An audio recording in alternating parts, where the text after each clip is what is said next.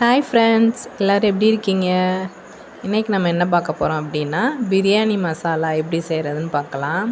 அதுக்கு தேவையான பொருள் என்னன்னா, பட்டை, கிராம்பு, ஏலக்காய், பட்டை இலை, கல்பாசி, நட்சத்திரப்பூ, ஜாதிபத்திரி, மிளகு, சீரகம், சோம்பு, மல்லி, இது எல்லாத்தையுமே நம்ம ஒவ்வொன்றா வறுத்து எடுக்கணும்.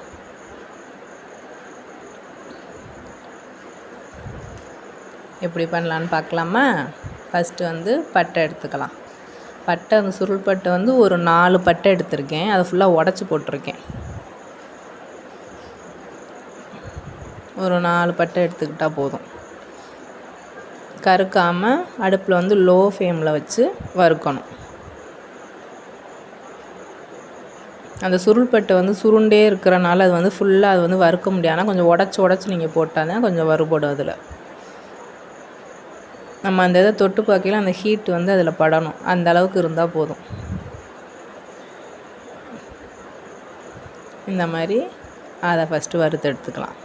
அதுக்கடுத்து பட்டை இலை ஒரு 10 இலை எடுத்திருக்கேன். அதையும் நான் பிச்சு பிச்சு தான் போட்டிருக்கேன். ஒரு 10 ஒரு 12 அது மாதிரி எடுத்துக்கோங்க. இதையும் இது மாதிரி ஃப்ரை பண்ணி எடுத்துக்கலாம்.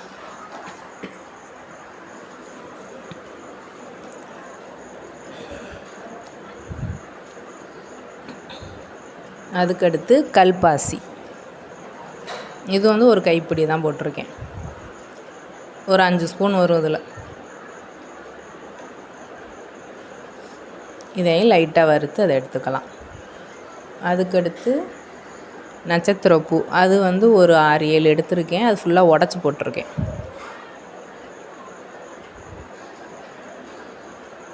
அதையும் நல்லா ஃப்ரை பண்ணி எடுத்துக்கலாம்.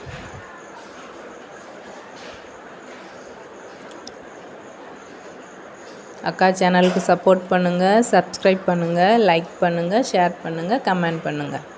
ஒரு ஜாதிபத்திரி ஒரு 2 தான் எடுத்திருக்கேன். அதை உடச்சி போட்டிருக்கேன். இது ரொம்ப அதிகமாக போட்டால் ஒரு மாதிரி சுறுசுறுன்னு இருக்கும். சாப்பிட்றதுக்கு டேஸ்ட் அந்தளவுக்கு இதாக இருக்காது. அதுக்கடுத்து ஒரு ஏலக்காய், ஒரு 10 ஏலக்காய், கிராம்பு ஒரு 10. இதையும் நல்லா ஃப்ரை பண்ணி எடுத்துக்கலாம். அப்படி நல்லா வறுக்கக்கூடாது. லைட்டாக அந்த சூடு அந்த இதில் இருக்கிறத பார்த்துட்டு நம்ம எடுத்துடணும், அவ்வளோதான். அதுக்கடுத்து இந்த ஸ்பூனில் 3 ஸ்பூன் சோம்பு எடுத்திருக்கேன். அதையும் நல்லா ஃப்ரை பண்ணி எடுத்துக்கணும்.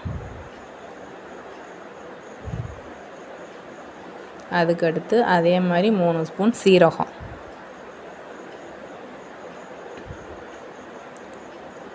அதுக்கடுத்து ஒரு ஸ்பூன் மிளகு,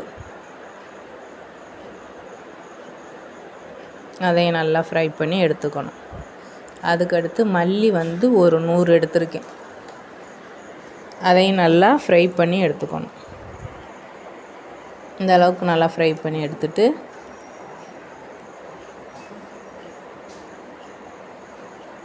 இந்த ஹீட்லாம் ஆறுனதுக்கப்புறம் நம்ம பவுட்ரு பண்ணணும், மிக்சியில் அரைச்சி.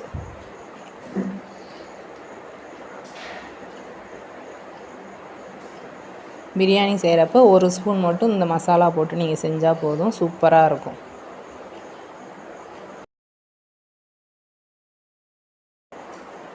பிரியாணி மசாலா ரெடி. ஓகே, பாய்.